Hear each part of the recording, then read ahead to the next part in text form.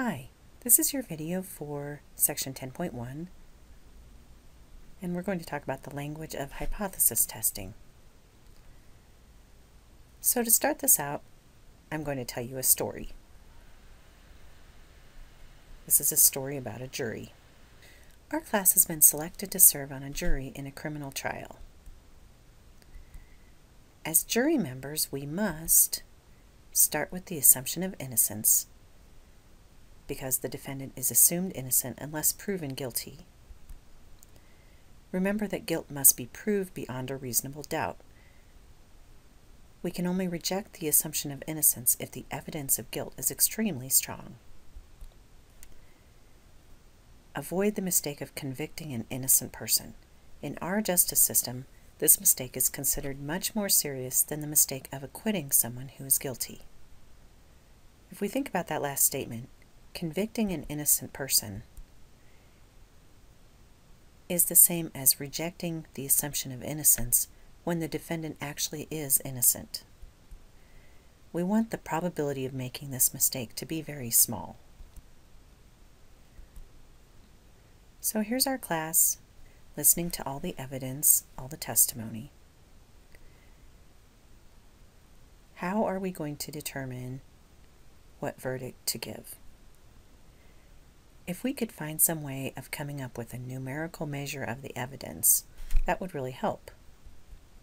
From what we know of statistics, we could take that numerical measure of the evidence and find the relative position for that in some probability distribution. So we could find a percentile or a z-score or something that would tell us the relative position of that measure of our evidence. Once we knew that relative position, then we could measure the probability that the defendant is actually innocent, given the strength of that evidence. So here's our evidence that we're starting with. If our evidence is not very strong, that means the probability of innocence is not small. It might not be large, but on the other hand, it's not small. That would lead us to a verdict of not guilty. Another way of thinking of a verdict of not guilty is that we do not reject the assumption of innocence. On the other hand, if our evidence is very strong, that means the probability of innocence is very small. This would lead us to a verdict of guilty. And another way of thinking of a guilty verdict is that we're rejecting the assumption of innocence. On this side of the decision-making tree, if our evidence is extremely strong, then the probability that the defendant is actually innocent is very small. And this is the one that we want to be very small, because we don't want to be convicting an innocent person.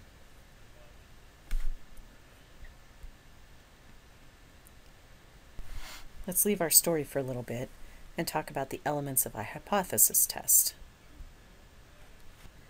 So this is terminology and notation translated into plain English as much as possible.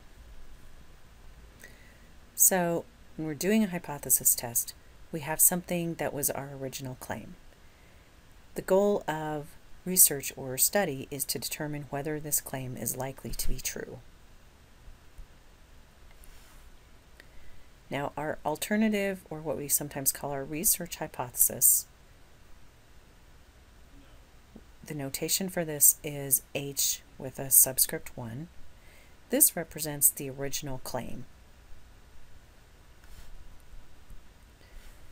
What we call our null hypothesis is H sub naught. This represents the status quo. Our significance level, which we call alpha, this is the probability of a type 1 error, which would be rejecting the null hypothesis when the null hypothesis is actually the true one.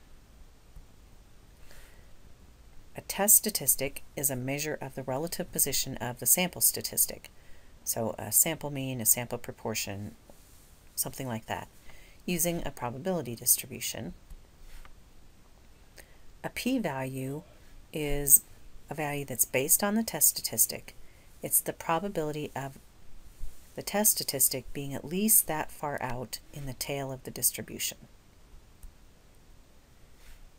The initial conclusion is based on a comparison of alpha, the significance level, and the p-value.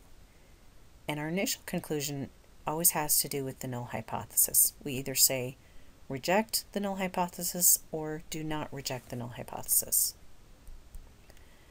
Our final conclusion is a statement of the results of the test in terms of the original claim. In other words, this is a statement in English saying that either the evidence is sufficient to support the claim or it's not sufficient. Now, how is hypothesis testing related to our jury story? In hypothesis testing, we have an original claim which translates into an alternative hypothesis.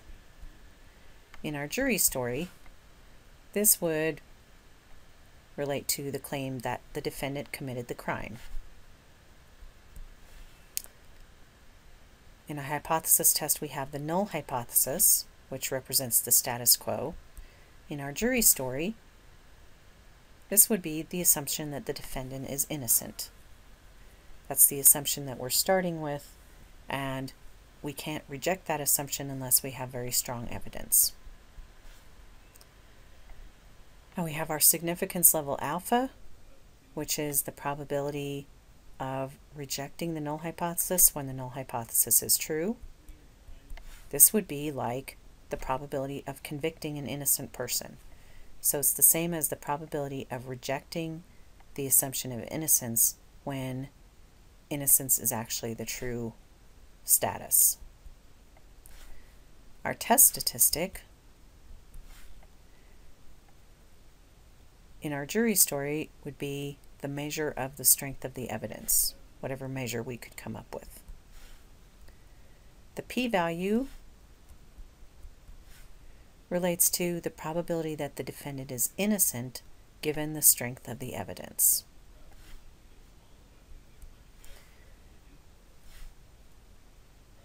The initial conclusion in our jury story would be our decision to reject or not reject the assumption of innocence. And the final conclusion would be related to our actual verdict, guilty or not guilty. In other words, on our jury, we're saying either yes, there's enough evidence for us to conclude that the defendant is guilty, or no, there's not strong enough evidence to conclude that the defendant is guilty.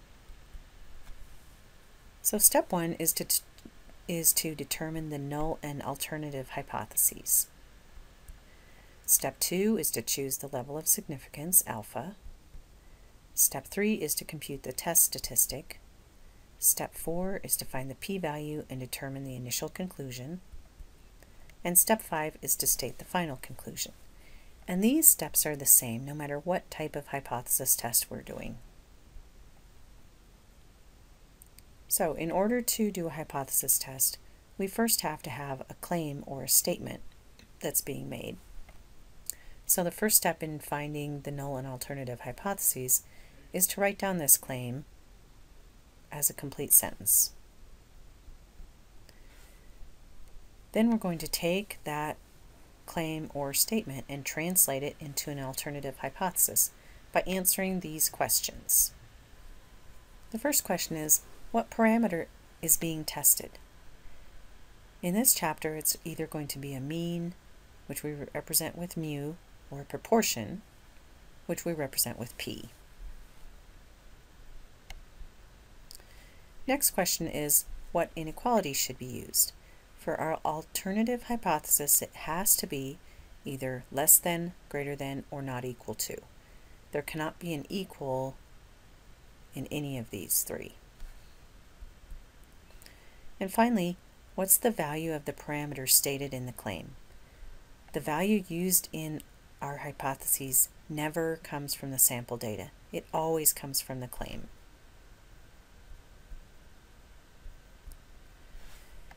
Once we've answered those three questions, then we can translate the answers to those into our alternative hypothesis, H1, in symbols. Once we have the alternative hypothesis, then we can write the null hypothesis just by replacing the inequality in our alternative hypothesis with an equal sign. Let's look at some examples. So for the given claim, determine the null and alternative hypotheses. According to a study published in March 2006, the mean length of a phone call on a cellular telephone was 3.25 minutes. A researcher claims that the mean length of a call has increased since then. First, we're going to write the claim as a complete sentence. The mean length of a call has increased since March 2006, when it was found to be 3.25 minutes. It's important when you're writing out the claim to include the value of the parameter that's listed in the claim. That's something that you need to know. Now we're going to take this claim and translate it into symbols for our alternative hypothesis. So the first question is, what parameter is being tested? And here, since we're talking about a mean, the parameter we're testing is the mean, mu. What inequality should be used? When the claim is saying that the mean length of a call has increased translates to a greater than. And finally, what's the value of the parameter in the claim? It's 3.25 minutes. So we can take those three things and translate it into our alternative hypothesis, and that is H1, and we always write our hypotheses this way, either H1 or H0 and then a colon, and then we have the mathematical symbols after that. So our parameter is mu, our inequality is greater than, and the value of the parameter in the claim was 3.25. So there's our alternative hypothesis. Our null hypothesis uses the same symbol and the same number. We just replace the inequality with an equal sign. So to say these in English, our alternative hypothesis is that the mean is greater than 3.25. Our null hypothesis is that the mean is equal to 3.25. Here's another example. In 2008, 62% of American adults regularly volunteered their time for charity work. The politician claims that this percentage is different today. So first, again, we'll write our claim as a complete sentence. That is, the percentage of Americans who regularly volunteer their time for charity work is different than 62%. Again, it's important to write enough in this claim so that you know what we were talking about in the beginning. So you need to include what our percentage is measuring in this case, and that is the percentage of Americans who regularly volunteer their time for charity work, because we'll use this information later on in our hypothesis test. You also need to include wording that will allow you to talk about a proportion or a mean, and you need to include the value that's listed in the claim. Now we're going to translate this into our alternative hypothesis. So first, what parameter are we testing? Since we're talking about a percentage, that's the same as a proportion, and the notation we use for that is p. What inequality should be used? Different translates to a not equal to. And what's the value of the parameter in the claim? 62%. We're going to convert this to decimal, so we'll have 0.62. So our alternative hypothesis will be H1 is that p is not equal to 0.62. To get our null hypothesis, we just replace that not equal to with an equal to. So our alternative hypothesis is that p is not equal to 0.62. Our null hypothesis is that p is equal to 0.62.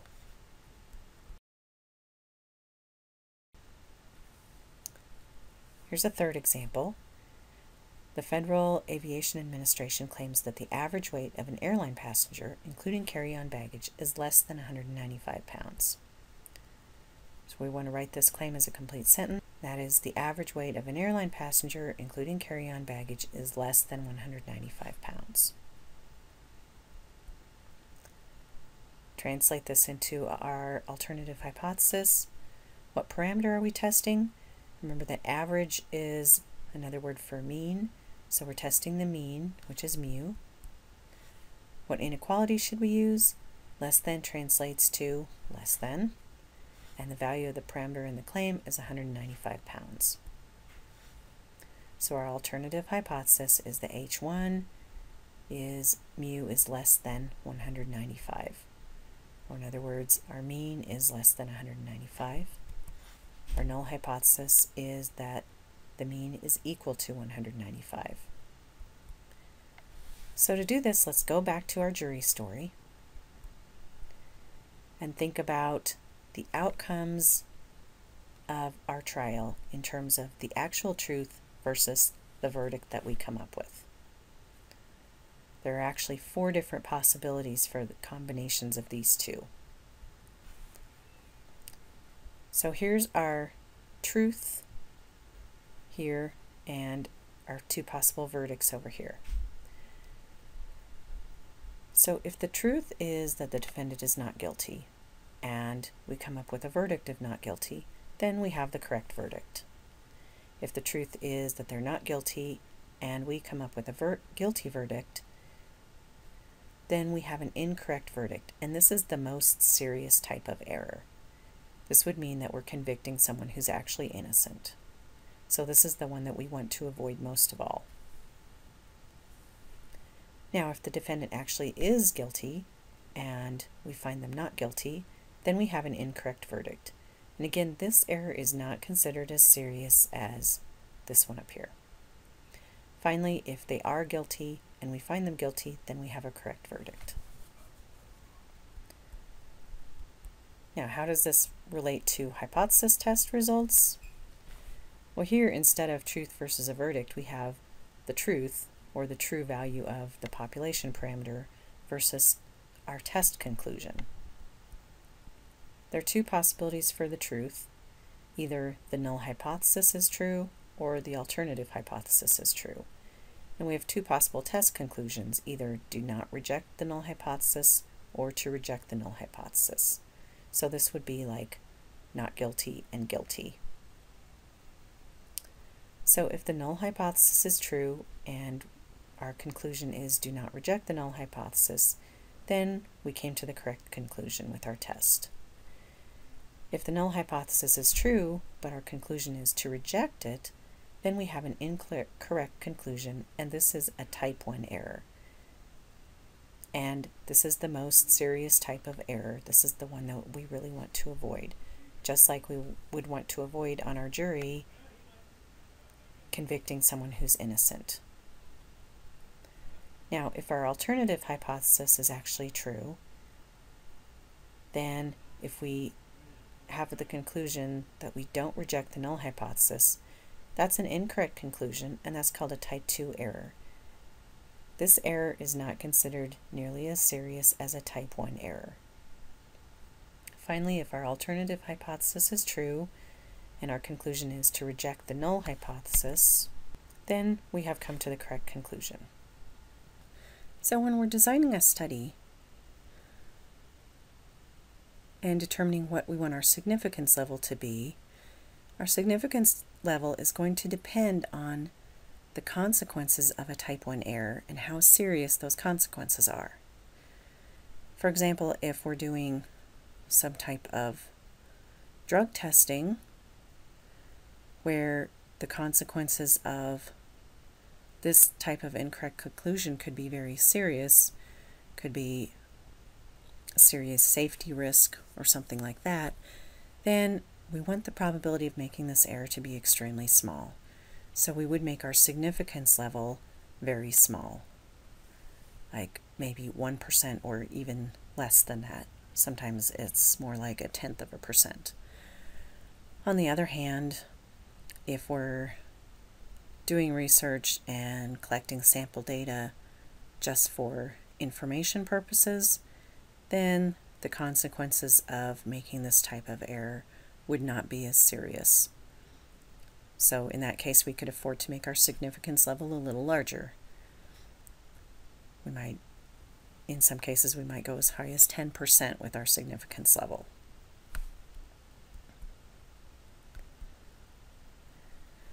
So the significance level alpha is the probability of a type 1 error.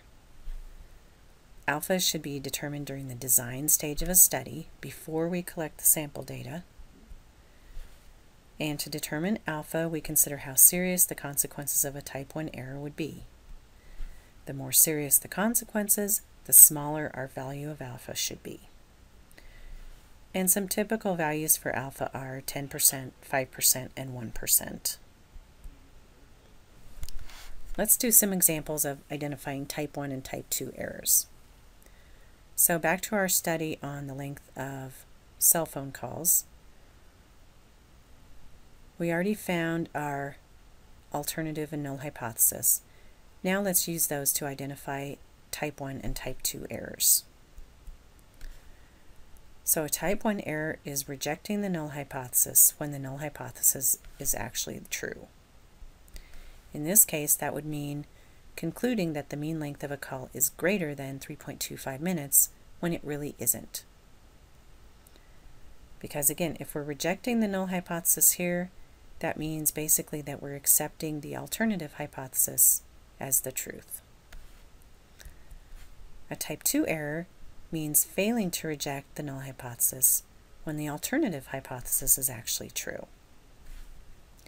Here, since our alternative hypothesis is the mean is greater than 3.25, that would mean that that was actually the true case, but in our testing that we didn't have strong enough evidence for us to reject the null hypothesis, so we accept the null hypothesis as the truth. So a type 2 error here would be concluding that the mean length of a call is not greater than 3.25 minutes when it really is. Here's another example, and this is from the example about adults who volunteer for charity work. We came up with our two hypotheses. So again, type 1 error is rejecting the null hypothesis when the null hypothesis is true. This would mean concluding that the true percentage of Americans who volunteer for charity work is different than 62% when it really isn't.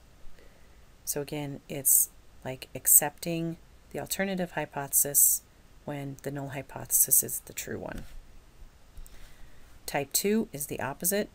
This would be accepting the null hypothesis when the alternative hypothesis is actually true. And that would mean concluding that the true percentage is not different than 62% when it really is different than 62%. Okay, and finally, our problem about the weight of an airline passenger. In this one, our null hypothesis was that the mean weight is equal to 195. Our alternative was that the mean weight is less than 195 pounds. So type 1 would mean rejecting the null hypothesis when the null hypothesis is true. So in other words, this would be like accepting the alternative hypothesis that the mean weight is less than 195 pounds when that's not actually the truth. So in other words, concluding that the mean weight of an airline passenger is less than 195 pounds when it really isn't. And again, if you think about the consequences of this test conclusion, this could be serious. When we're talking about weights for airline passengers, that might determine the capacity that's allowed on the plane. If we conclude that the mean weight is less than what it really is, we could end up with too many passengers for the plane to safely carry. A type 2 error would be failing to reject the null hypothesis when the alternative hypothesis is true. In this case, that would be saying that the weight of an airline passenger is not less than 195 pounds when it really is.